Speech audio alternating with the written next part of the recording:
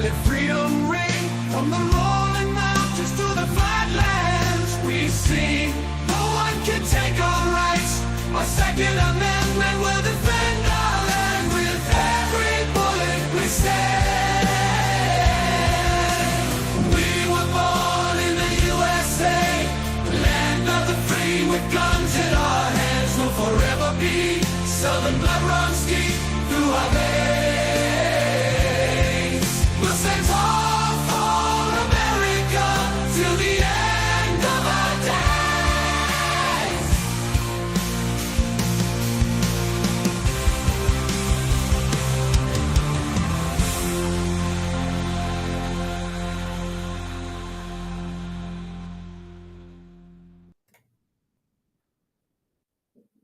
Well, hey there. I'm Sully, and welcome to the Gun Club. Tonight, we're going to be talking a little bit about a few of the wins we've had. Now, I'm not going to say that everything is rosy. I'm not going to say that everything is wonderful. I am going to say that we've had a couple of little wins that are worthwhile and a couple of things that haven't quite gone perfectly. I see we've got a few of our regulars wandering on into the chat. Mel, good evening. Hope you're doing wonderful. Good evening, Sniper. Always good to see you, sir. Definitely miss hearing from you more. Hope you're doing well in the Munchkins. I know that you'll probably get a laugh out of this one because I'm going to actually defend, yes, I'm going to defend AG Bondi a little bit today, but we'll get down to that as we get down there. Some of the wins that we've had, well, let's see. First off, this one comes out of the Ninth Circuit out in California, and this is a legal win for us because the district courts in Hawaii had been really trying to limit our 2A freedoms, trying to limit what we could do. They actually not only had a permit to purchase there, but from the day you got your permit to purchase, you had a 10-day window in which the purchase had to be accomplished, or you had your permit expired and you had to go apply for another one and probably pay again. So basically, yes, you met all the requirements, you passed everything, you jumped through all their hoops. Congratulations, here's your permit, do it within 10 days. It was ridiculous. Well, that Ninth Circuit done threw it out the door. Along with it, there was another Hawaii law that came through because Hawaii, they really don't believe in our rights too much. They, if you purchased a firearm, you had to take it to your local police station within 5 days of it for them to inspect and document what you purchased. So yeah, kind of problematic. Good evening, Cassie. Hope you're doing well, Munchkin. You out on spring break this week, I'm assuming? You have a great time, I'm sure, with your dad, so that'll be a really cool week if it is.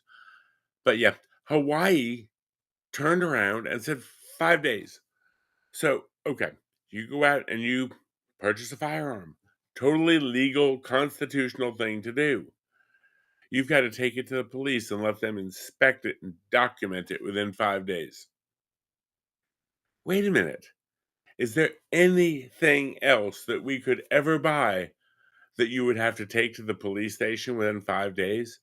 I mean, nowadays, even if you buy a vehicle, most states you've got either a 15 or a 30-day temporary tag to get it all paperwork done and registered. And you certainly don't have to bring it to the DMV or to the local law enforcement for them to inspect what you're doing and what you've got. Both of these rules blown out from GOA's fight in the Ninth Circuit Court. And that is a big win. Okay, it's a big win if you live in Hawaii, but on the other side of that coin, we're just at the point where, hey, guess what? People of Hawaii deserve rights too. Remember, at the simplest level, and this one, Cassie, you may want to listen to this. This one's going straight out to Cassie. The Bill of Rights is not a list of rights that the government gives you. The Bill of Rights actually says what the government cannot do. It puts restrictions in on the government. So it says the government can't do this and can't do that and can't do this to ensure that we're free. Our rights don't come from the government. They come from the big guy up above. They're born with us, and the Bill of Rights enshrines those, saying that the government can't touch those. So there you go. There's your history lesson along the way. Hope you're doing wonderfully. But so, yeah, these infringements, and the interesting thing is it came out of the Ninth Circuit. Now, the Ninth Circuit is, a West Coast court, and we know they can be kind of lefty sometimes. But they even realized that given the text, history, and tradition, gee, it sounds like Bruin language, they said, yeah, we're not even going to go there.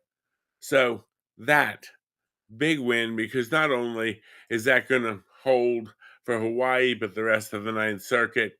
And again, you don't expect to get wins like that out there, but definitely was a big one. Big win.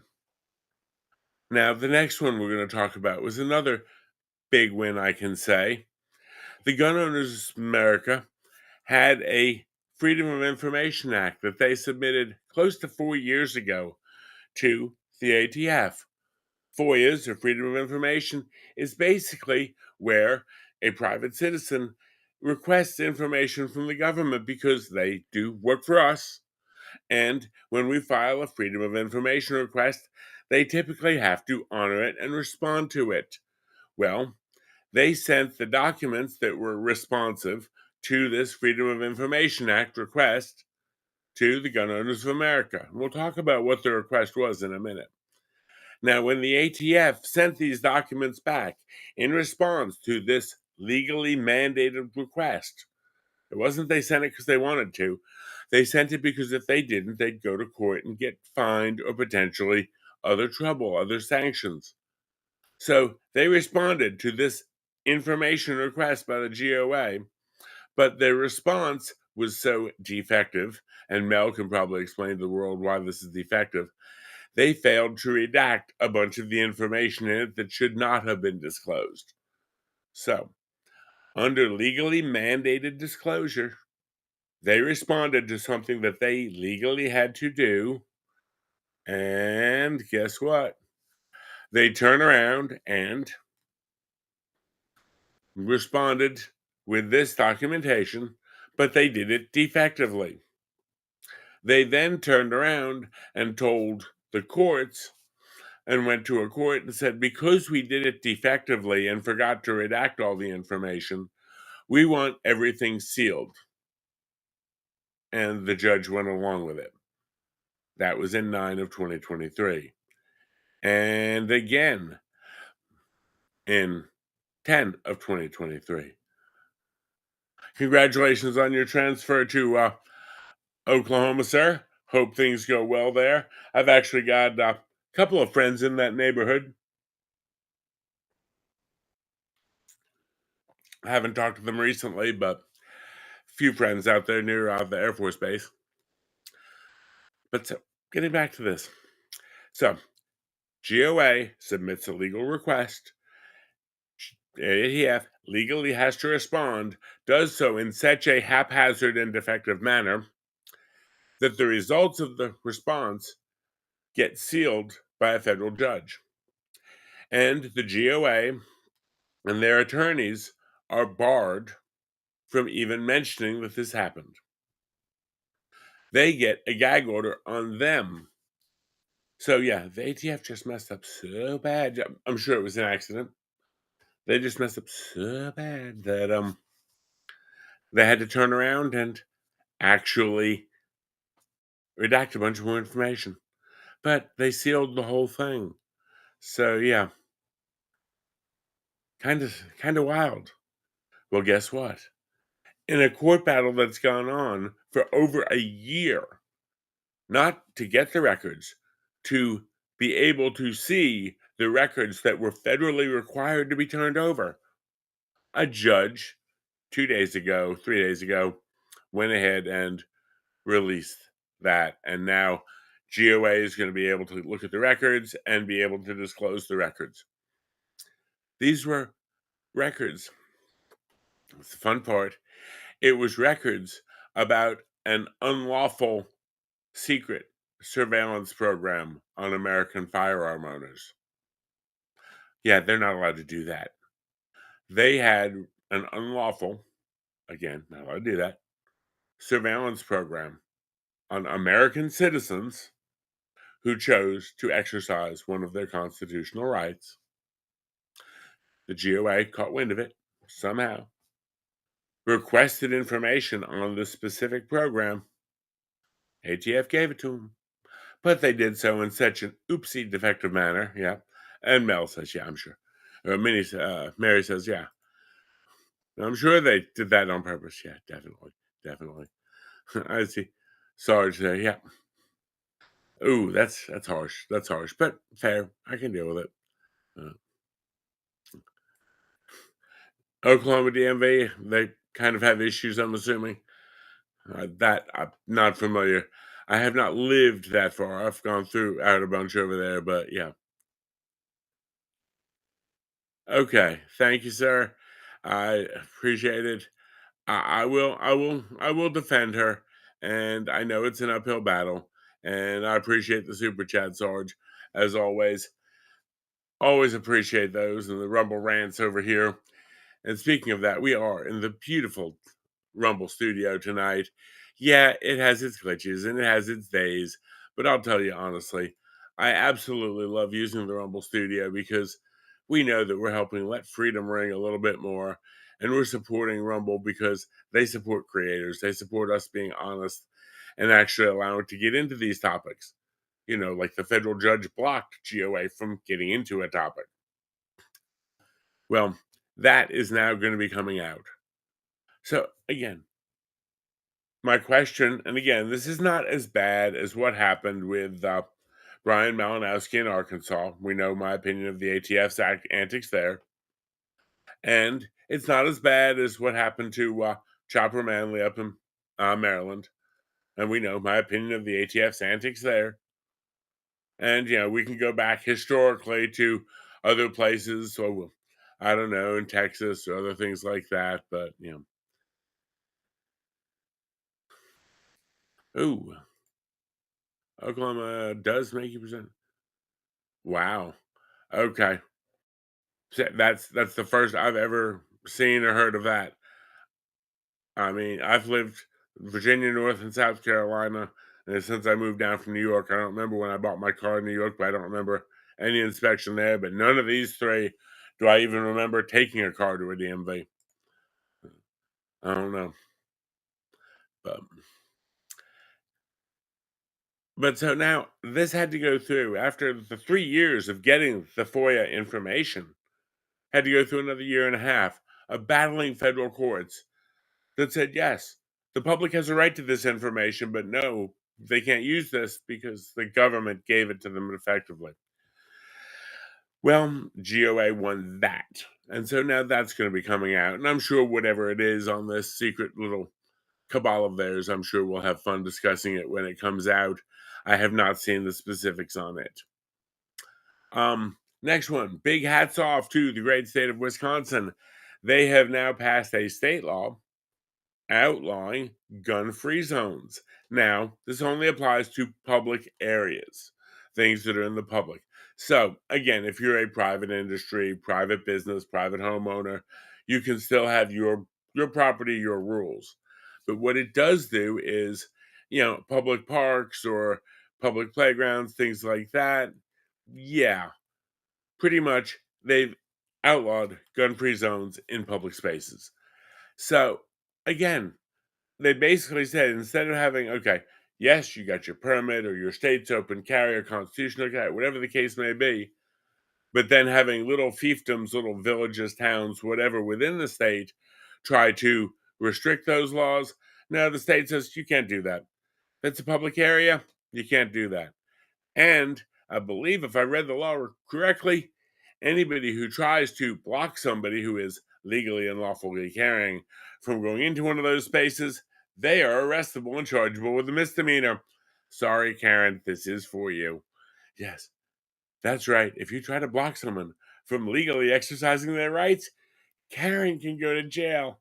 Yeah, now I don't want to see anyone go to jail, but I don't want to see one of these commie mommies try to take away somebody's rights or try to limit our ability to express our rights.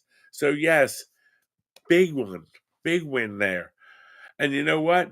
All the other states, let's say if you happen to live in Louisiana or Texas or, well, Sniper's going to Oklahoma. We're down here in South Carolina. I'm getting copies of this and I'm sending it to my lawmakers because, yeah, the fact that we've got so far 29 constitutional carry states, great.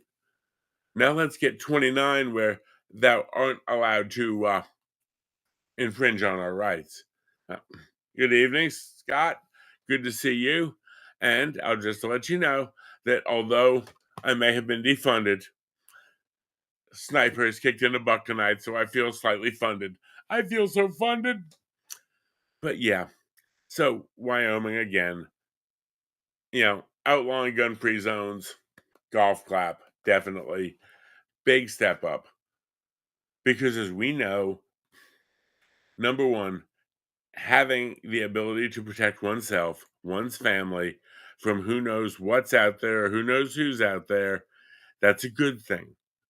That we like seeing that. So, yes, definitely a big, big win there.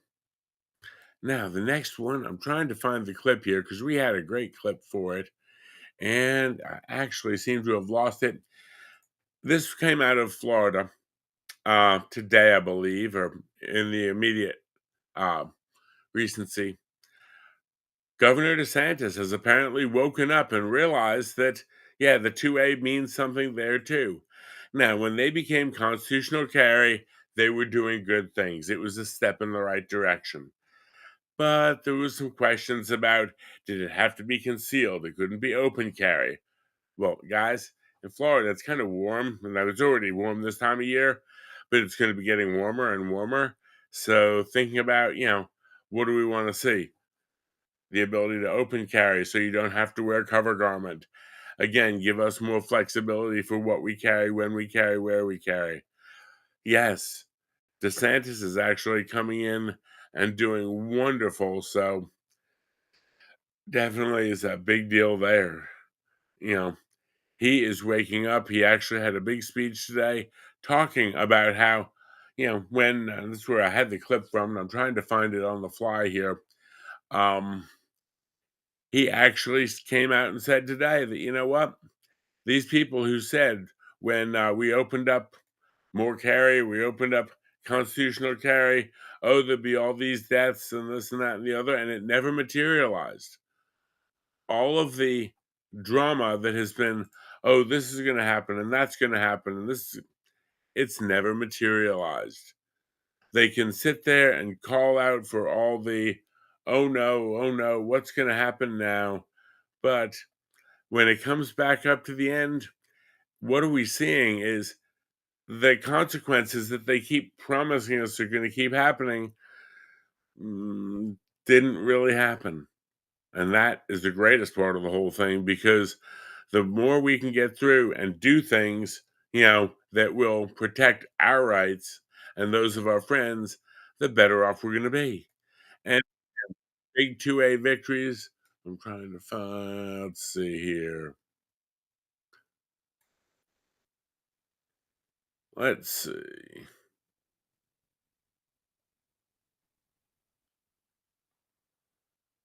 He's got, I know he's got multiple accounts. He's got his official account. I'm not sure if it was on his official account or his Ron DeSantis governor account or where. Let's see here.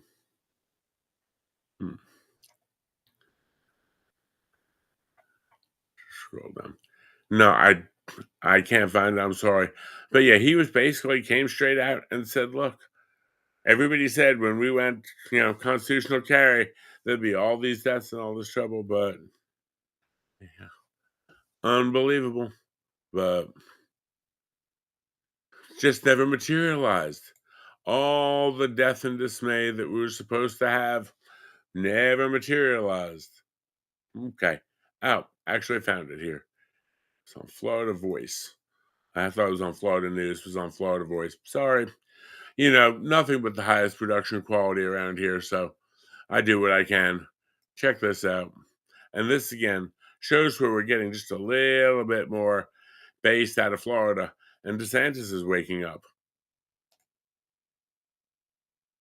Some of these restrictions in the state of Florida? Well, I would say I'm vindicating people's constitutional Second Amendment rights, and we always have an obligation to do that. So if you look at what we've done, we have constitutional carry. So you can carry a firearm concealed. That is, in law, is a constitutional right. But if you take your jacket off and put your jacket on and you have a firearm in your holster, somehow you could be prosecuted for that because it's a quote open carry, and it doesn't make sense. Other states have actually done the opposite in some respects. So this is just common sense stuff. I think the legislature, prior to me becoming governor, they went overboard on some of the things, and I think it did violate people's due process rights. I think it totally eliminated rights for young adults. I mean, you have some 20-year-old Marine be out there carrying a firearm in Fallujah, back where I served back in the day, and then they come here and they can't purchase a rifle to go hunting or something like that. It just is, it's not something that is consistent with due process. And I would note, when we did constitutional carry, people were saying, oh my gosh, this is like, and they were trying to create some type of narrative that this was going to be problematic. And yet our crime rate's at a 50-year low. It just, reality is law-abiding gun owners are part of the solution.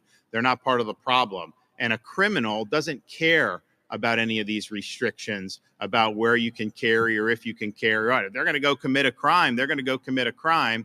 And I think it's been borne out. And other states have done similar things and seen similar results.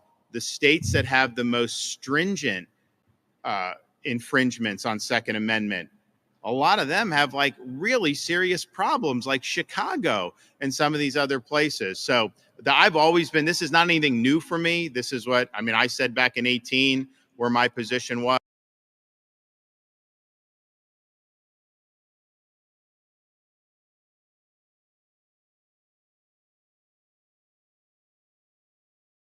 That to me says so much.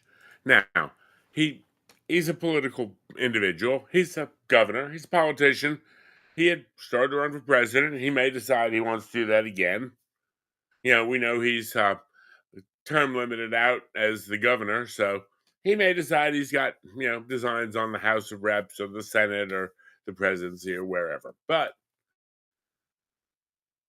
everything he said isn't emotion, isn't what could possibly happen. It's simple facts. And to me, that is some of the much that oh yes, I see it, Sean. Yep. Retract some of your bitching. Yep, I understand.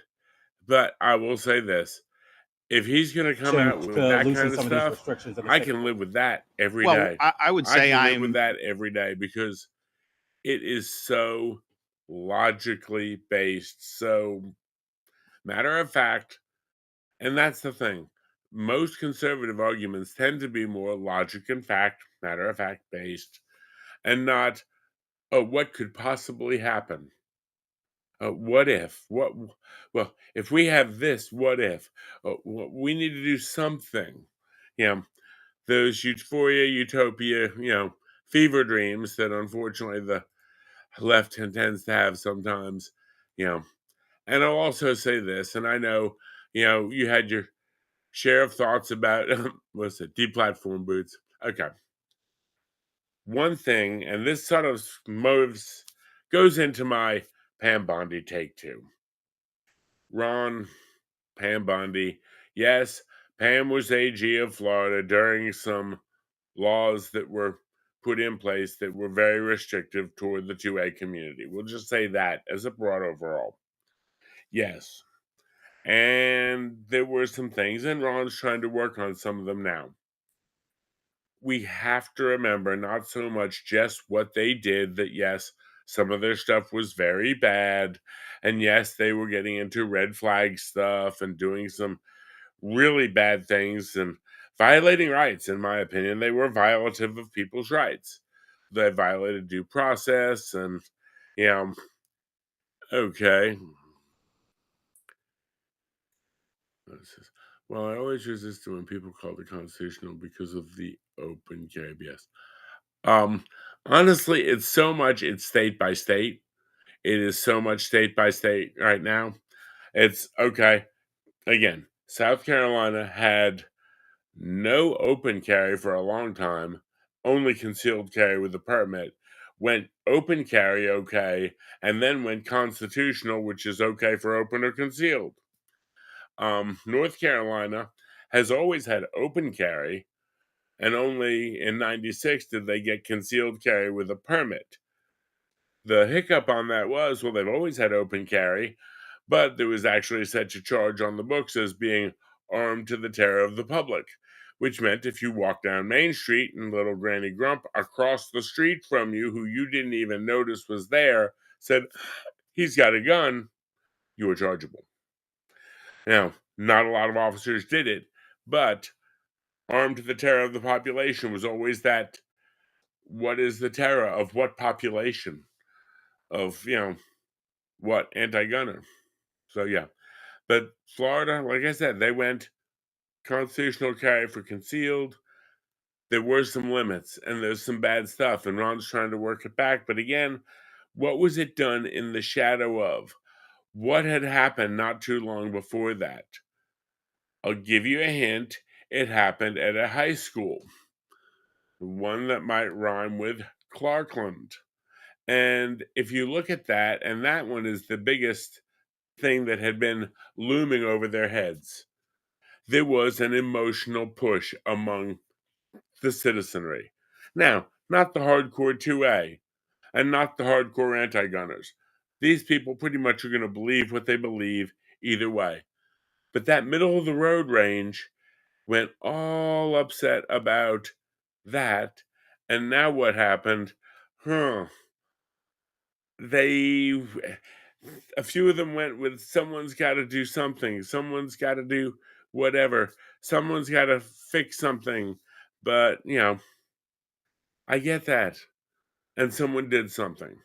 Now, the interesting thing is, there was a book written about that event that happened at Parkland. And that book was written by a gentleman whose daughter, Meadow, was lost in that event. And it talks about, in the book, the name of the book is Why Meadow is Deceased. So with that being said, it was really interesting because not only did he research how that happened and why that happened, and again, this is a great, great book. I've got it, I've read it, I love it. I don't love that, Meadow, that the man lost his daughter, but I love the fact that it really tears apart a lot of stupid stuff that we hear in the media.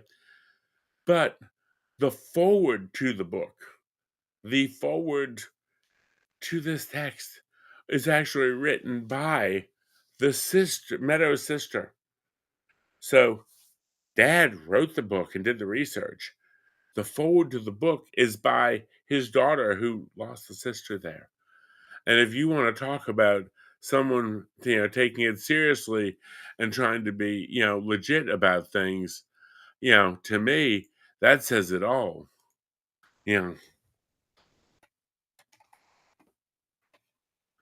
From that standpoint, that said so much, because we have what?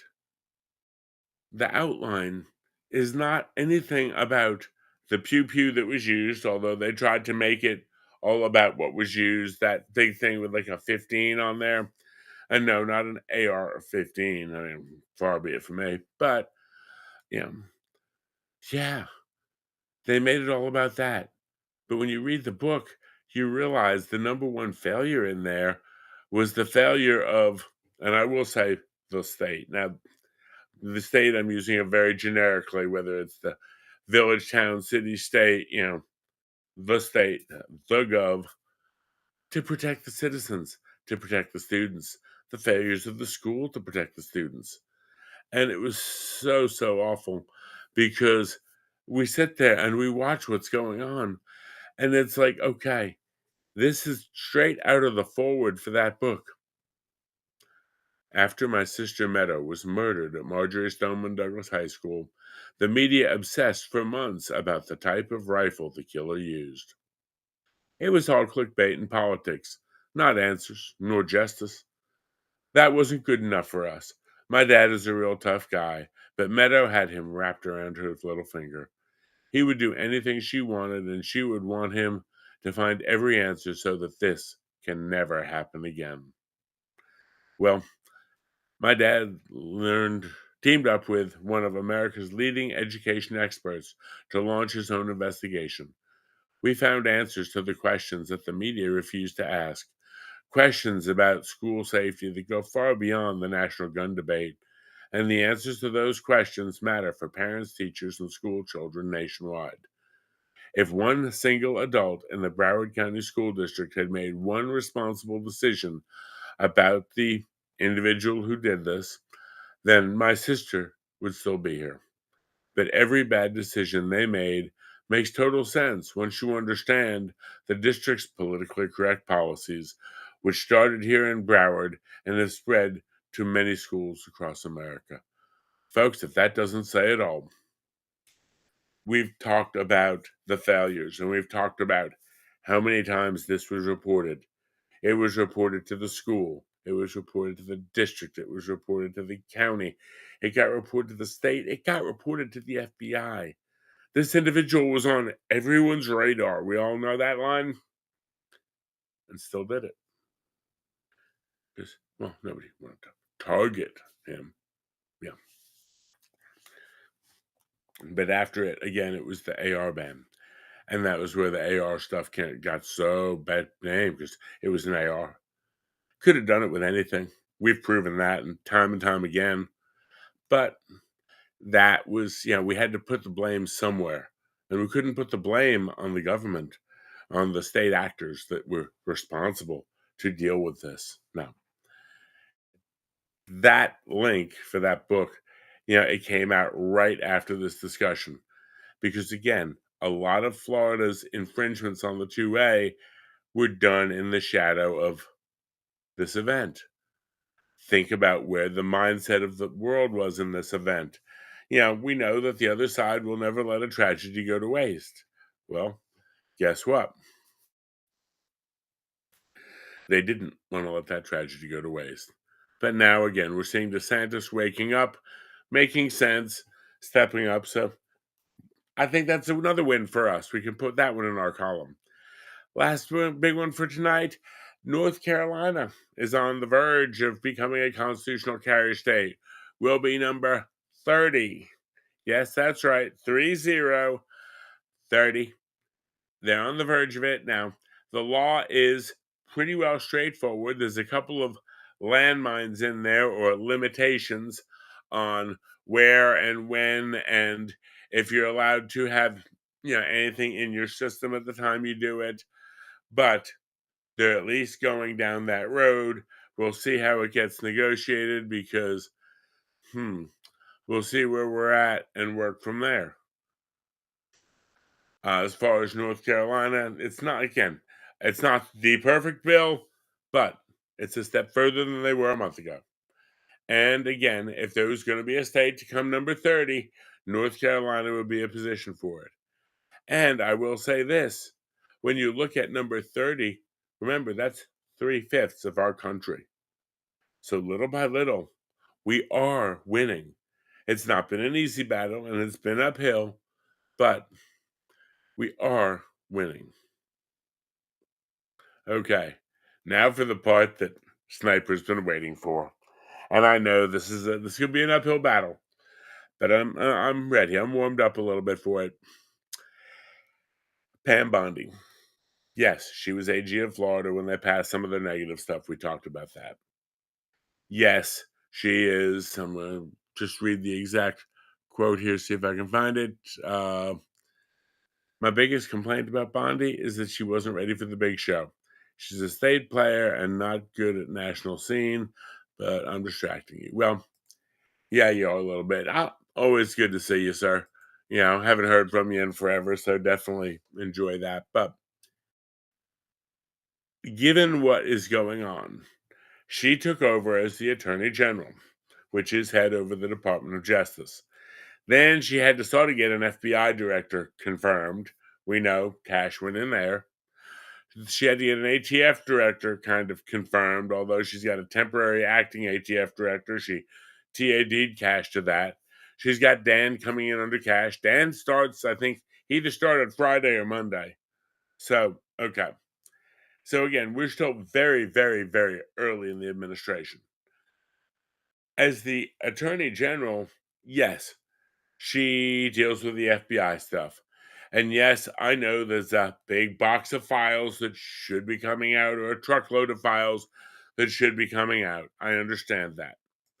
And I know that in February 9th, it was February 7th, she was told to, by March 9th, have a list of 2A infringements that had gone on under the previous administration, and also, list of court cases that are pending, and decide what to do with a bunch of those and everything. And she didn't get her report in on March 9th. And she got a week extension until March 16th. Theoretically, something should have been submitted to DJT's desk by today. And I don't know, maybe it has, maybe it hasn't. And again, I know the other files, the truckload of stuff was supposed to come out. I'm going to say this first about the truckload of stuff. Yes, I want it to come out. Yes, I want full and complete disclosure. But neither him nor his, since there might be young ears around, I'm just going to be nice, his accomplice, his female accomplice, are doing anything tonight to do anything to hurt anyone about anything. And from that standpoint, she basically, they can't hurt anyone today or tomorrow. If this takes a week, plus or minus, there's no chance they're going to escape. There's no chance that they're going to go do anything else. Let's see here. Let's see. She opened her mouth on files that she didn't have. She opened her mouth on what she had at that point. I don't think she had gone through what she had. I think she very much was dealing with boxes and boxes and boxes and, trying to sort this stuff out. I think she is overwhelmed. I don't know whether she's ready for the big show or not. It's too early to tell. I've seen a lot of pitchers get moved up to the majors, and the first couple of games, they're getting knocked out of the park. And all of a sudden, they step their game up and do great. I want to give at least 6 months, and then maybe 6 months, a year, maybe she's not ready. The other thing is, we have to keep in mind, this is no normal administration. Statistically speaking, in just up until yesterday, or up until I believe until today, there have been 15 federal court injunctions filed and passed through by the federal court system, stopping something that the executive branch was trying to do. 15 since January 20th. Now you remember, we're not even 2 months in yet. 15 times this has had to go to the federal court, and they've had to change or redo their playbook at the 11th hour. We just had a federal judge rule that you can't send Venezuelans back to Venezuela while planes were in the air. Yeah, stuff like that. He is meeting ridiculous levels of resistance. Less than 2 months, 15 injunctions. Yeah, in 4 years, there were 13 injunctions against the previous administration. 13 times in 4 years versus 15 times in 2 months. Now, why does this affect her? A, she's the Attorney General, so even if it's not directly her, it's her department that's having to deal with a lot of these court issues, and a lot that are, in my opinion, far more pressing. Let's face it, if they're trying to block Tom Homan from kicking 10 plane loads out of people with violent felony convictions, and the court is now saying, no, these people need to be released immediately, whose department is having to race to court to fight that? and that's an act of crime. Yeah, I agree. The whole fiasco that's gone on, where is this? Yeah, I think, yeah, the influencer thing, yeah, that was a stupidity.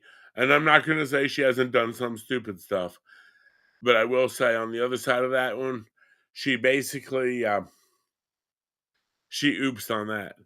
But let's see. And Mary, what's this? How many are really ready for the big show in the beginning? Again, this is beyond any big show. When you look at statistically, I heard this, number the other day, and it really put things in perspective. 15 injunctions in under 2 months, first 13 in a 4-year window. And these injunctions, to me, are much more pressing, issues to deal with than, yeah, I want the records to come out on the other one. But if she said it's going to take me 6 months to get to it, because, oh, by the way, I'm trying to keep these people, again, she's fighting sanctuary cities to keep violent, again, since there may be ears present, violent predators locked up.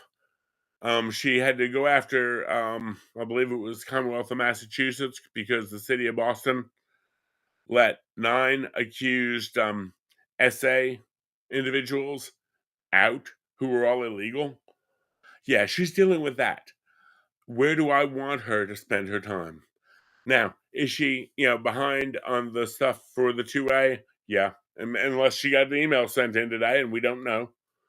And do I want to see it? Yes. Is it important to me? Yes. But if you can get like 9 undocumented asylees who are in the country who were, credibly accused of armed SA, honey, go get them. And we also have to remember, we say, oh, well, she's got plenty of help. How much help does she have? How many of the people in her department are on her team? Yeah, congratulations, you're in charge. You've got 100 people back there who are working against you every step of the way. Now, you might be able to fire them, but then the judge will tell you you have to hire them back and apologize to them. Folks, this is unprecedented. It's unprecedented for, DJT. It's unprecedented for her. It's unprecedented for Cash and Dan. And we have to remember that as much as these people may be really, really good at what they do, maybe, they are literally trying to swim upstream in a tide of, again, how many employees who work at the DOJ and what percentage are undermining her every day. I want you to imagine that you came to work at an agency where you had 300 employees, and the day before you got there, 150 of them came up with ways to undermine you, and one will do it and the other one will cover for it. Until they clean house and literally sweep out, clean house, yeah. It's like, okay. I agree. I'll agree. The statements, and again, she's done some bad stuff, and she's trying to do her best she can. Yeah. Yeah. Yeah, I see Sean put it in there.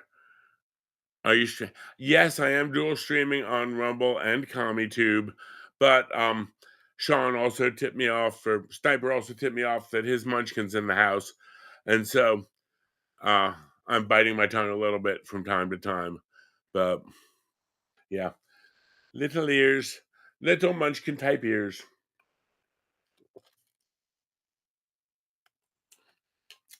Well, true, but let's say that munchkin happens to live on the West Coast, my friend. And if that munchkin is at the West Coast, oh, yes. And again, we have to, I try to be as good as I can for the munchkins when they're here. I don't want them going back to, Mama, and learning any new words. Guess what Sully said? He called Kamala Harris up. Yeah, no, would not be good. But yeah, as far as Pam Bondi goes, I'm not saying she's perfect. I'm not saying she's wonderful. I'm not saying she's amazing. I'm saying let's at least realize she walked into a situation that I don't know how many of us would walk into. Now, she took the job.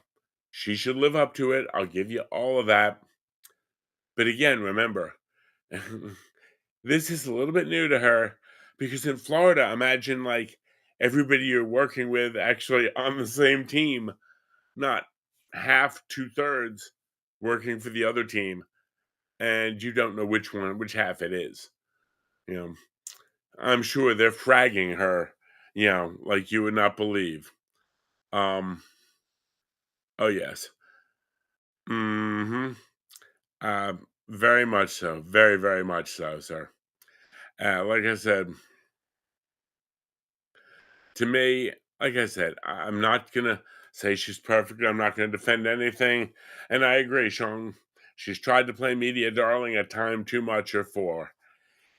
On the other side of that coin, she is new to this. She is literally a month and a half in the job, and she walked into a crossfire, quite literally, and she's still plugging along.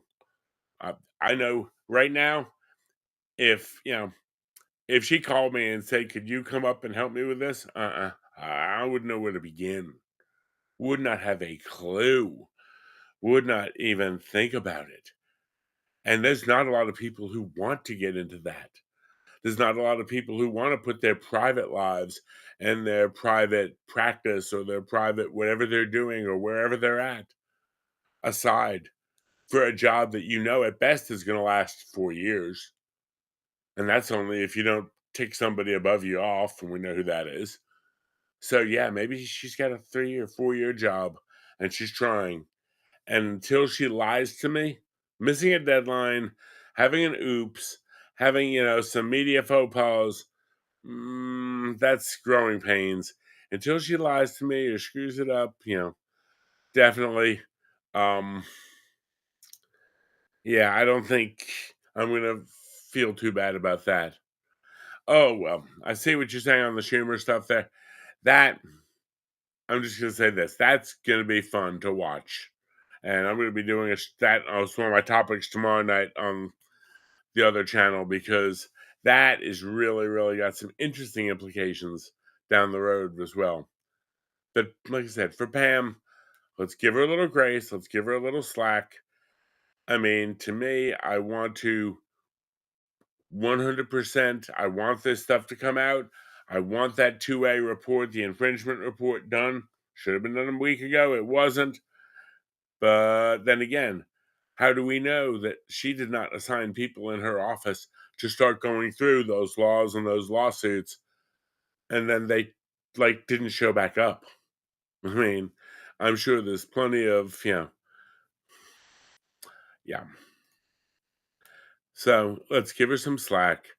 And again, as far as the files, she had files. If she's spending her time going through and sorting what files she had or what flight logs she had or what needed to be redacted or, well, she did have some files. And then all of a sudden it turned out that, what she had, she didn't know she had. But let's see. What's it? She said she had files. Well, she said she had files, but the files she had were the ones that were already put out. And the memo that was immediately leaked, she knew she didn't have all of them. Yeah. Let's see. Some files first, all the files is a matter of information.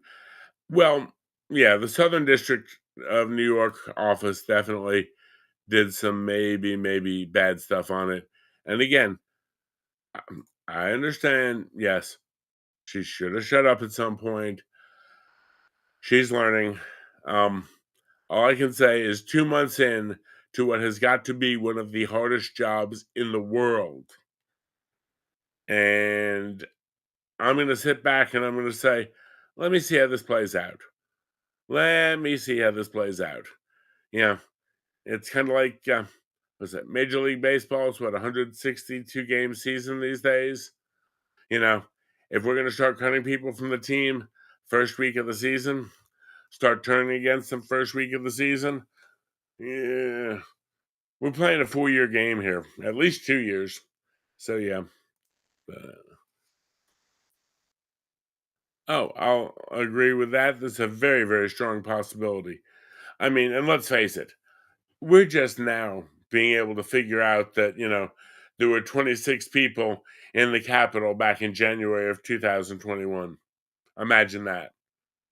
You know, and we've got, the Bureau that is just totally can't come up with a thing as far as anything that was at the DNC or the RNC. I mean, Darren Beatty at Revolver News has done better investigations than our entire FBI on those topics. So yeah, I'm sure there is literally a stack of corruption. And so from that point, yeah. And I would definitely think, you know, we've got to just keep moving, keeping the faith. And yes, I'm hoping we do get the supermajority for Congress in 2026. We are doing so well right now.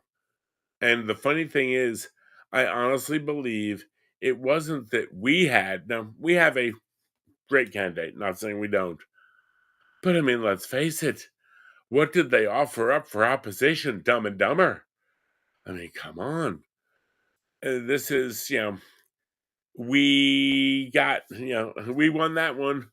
And I'm hoping that, the remaining, individuals out there start seeing what's going on now because, we go on. Let's see.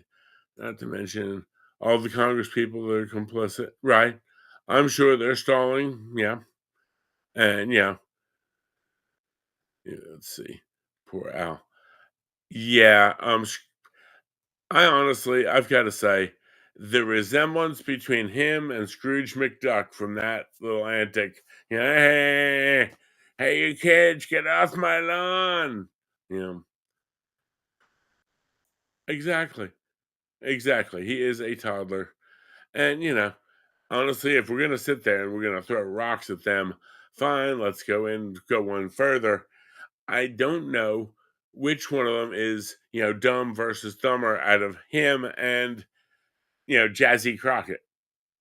I mean, have you watched this whole thing? She's a special piece of work. I love the line, and my favorite one was when she sat there and she said, the federal government isn't in the business of giving people money. Dear. How about you are getting the business of giving us our money back that you took from us by force? Yeah. And I have been doing what with it? Yeah. Yeah. Makes, I won't say smart or at least intellectual. AOC tries to sound smart and intellectual, but yeah. Jazzy, that is, what are you doing? What are you talking about, lady? But yeah, she's on board with it. And she really buys into it. And that's, what are we going to do? I don't know. Hopefully, we can get this done. We get a few good changes in the 24 to 26. We get stronger in 26, and we go through from there. Okay. Maisie, yes, okay. We could honestly have just a wonderful discussion of, okay, our top 10 dunces in Congress. I mean, who was it a few years ago was talking about Guam was going to capsize? No. See, Pocahontas, she's not dumb. She's evil. There is a difference. Jazzy, AOC, I just think they're dumb. Pocahontas knows better and is evil. Evil. GA, Senator Raphael. Are we thinking Raphael Warnock? No, but Pocahontas, she knows better. She's evil. Yeah. That's like Chucky. He knows better. He's evil. Guam flipping. I didn't think was it Georgia? Who said that Guam was going to flip over? And it's like, you said what? You're worried about our base on the island of Guam if the island flips over. Okay. Yeah. They all type at first. And, I can honestly say that I know if I had to pick our next senator from the great state of South Carolina, let's say Lindsey decided to retire, and Lindsey decided he wanted to retire. Yeah, Hank Johnson, there you go. Yeah. I watched that video. I was like, he can't be that dumb. But yeah, he did. But no, if Lindsey decided to retire and we had to get our next senator from the great state of South Carolina, I think, those of y'all who know me, have been following around, know kind of where I'm at. It would be absolutely my favorite superstar in the South Carolina House of Reps right now. It would be none other than Miss Nancy Mace. And if you have not seen any of this stuff, she is absolutely amazing. She's kind of a bit of a hometown hero. She's from the coast. I'm from the upstate. But she's kind of a bit of a hometown hero. She was the first female graduate from the Citadel, which is South Carolina Military College. I mean, pretty much until she went down there and she rocked it, yeah, you didn't even apply there as a female. Now, whether you believe in that or not, or whatever, but she not only did it, but she did it successfully and, worked her way up from there. Okay, Mel says, okay, she's going with Trey Gowdy. I can understand that. Mel's a big Trey Gowdy fan. Yeah, I think she's simping for the Gavin Newsom hair, but that's beside the point. But I want you to check out, this is Nancy Mace, and this was about 3 or 4 days ago, right out in Capitol Hill, where somebody was asking her about the economy. And I want you to listen to how she talks to this and how human she is to another person, which is something you don't see in politicians often. Oh, it's TikTok, it's TMZ, baby. How are you? It's rough up here right now. Nobody feels like It's rough up here. What do you mean it's rough up here? People are feeling like they're not getting their they're going to lose their jobs. Everything is sad times. It's not a sad time. It's a government efficient time. It's good. You'll make more money in the private sector than in the public sector. Working for the government, you're not going to make as much money as you can in the private sector. But what happens if the government shuts down? I don't think we're going to. I think it's going to be just fine. We're going to get out of this. And if we do shut down, it's the far left's fault. They voted for every continuing resolution under the sun for the last 4 years. They can't vote for this one because it's Trump. And they're afraid of the orange man. They got real fear because of the orange man. This is his CR. We're going to vote but for y'all going to make it happen. We're going to make it happen, baby. Good to see Egg you. prices are going to go back down? Egg prices have already gone It's back starting to- down. Did And look what he's going to do. The price of your American-made car is going to go back down. I mean, interest rates are going to go down. I mean, that's what he's going to cut your taxes for every hardworking American, particularly for the middle class, and we need that. What's the one thing people are asking for right now? Oh, they want their money back. They want a refund. Thank you so much, Cox. Have a good one.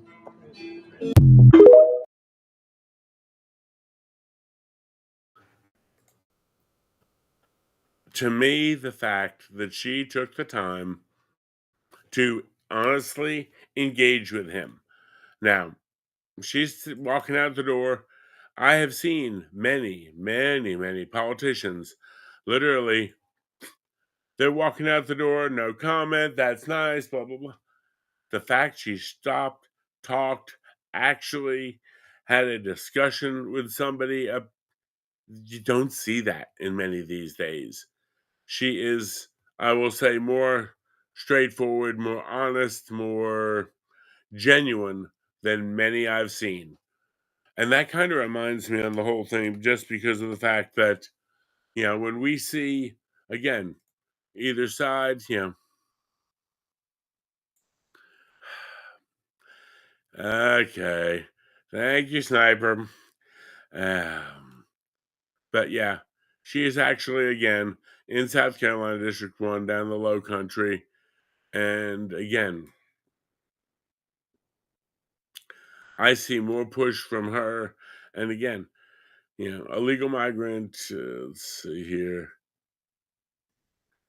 She's going through, dealing with justice issues, dealing with a lot of other issues. And she is actually not afraid to stand up for what she believes in. And, I think she can definitely do well. Is she perfect? No. But on the other side of that coin, I can see, she'll also call out the stupid stuff because here is her.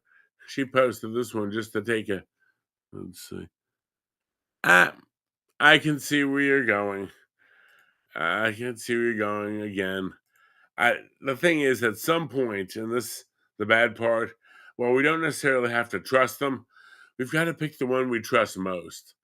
Again, a lot of times it's like, okay, which one of these pills is going to get me the less sick? Because that's kind of where we're going with some of these. But this one, she shared out this of Jasmine Crockett, which I thought was great because she will go after Jazzy for us too. How many of you are sending your kids to college to go and work on them? Okay, well, guess who is working the farms? So that you can afford your food. That you can have food. So that you can have food. Now, how many of you are looking to send your kids into hospitality after this college education so that they can go and make the beds at the hotels? How many of you are planning to send your kids to college? Because that's what we do here. We send everybody to college. How many of you are planning to send your kids to college so that they can then go and build these houses? So the reality is that so long as we live in a capitalist society, there's always going to be someone or a group of people that will do work that some of the rest of y'all don't want to do. These are the people that are really making us great in this country. How many of you are sending? Yeah, Jasmine Crockett actually came out and said, we need to leave these people in the country because that way we can go ahead and exploit them and use them for cheap labor. And again, it was once said, I believe, by a famous Southern general, but if we free them, who's going to pick the cotton? Yeah, same concept. But I'll agree. I'll agree, sir. Not everyone's smart enough to make college work for them. And the class system this hoe was talking about I agree.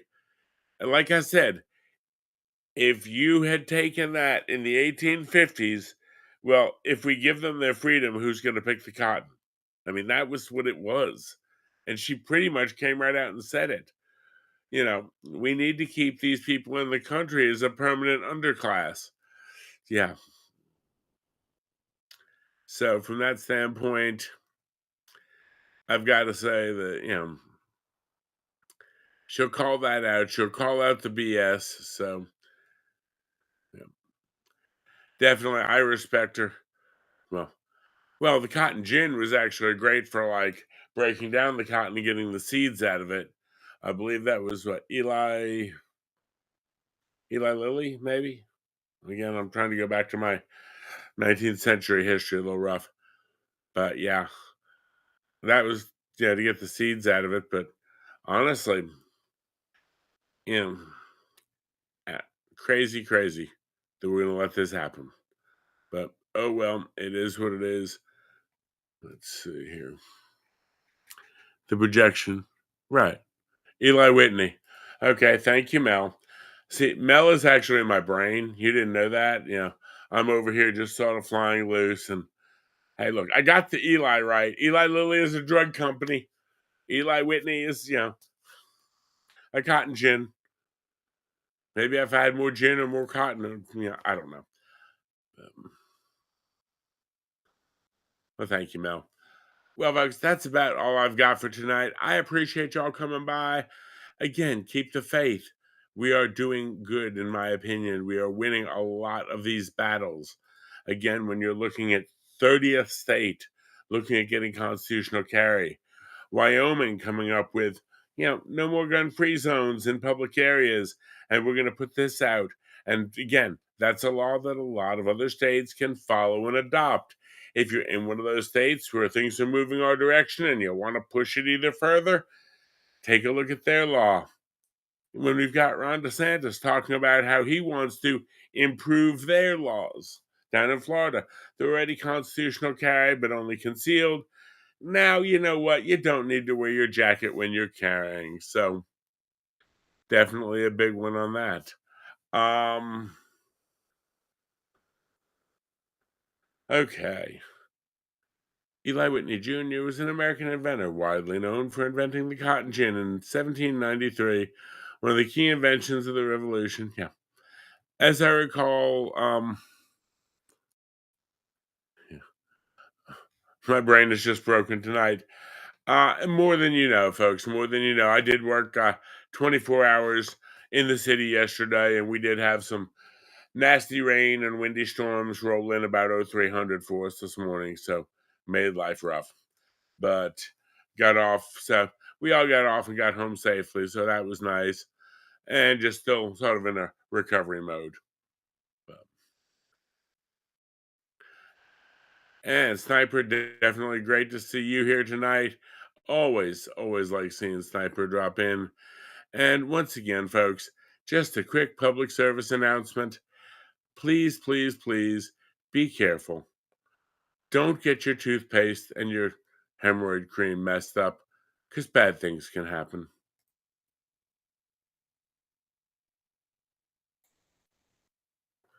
And along those lines, a moment of silence for Rosie O'Donnell, who's moved to Ireland. Bye, Rosie. Oh, whoops, wrong picture. All righty. Good night, y'all. Have a wonderful day. Be smart, be safe. We'll see you again soon. Bye.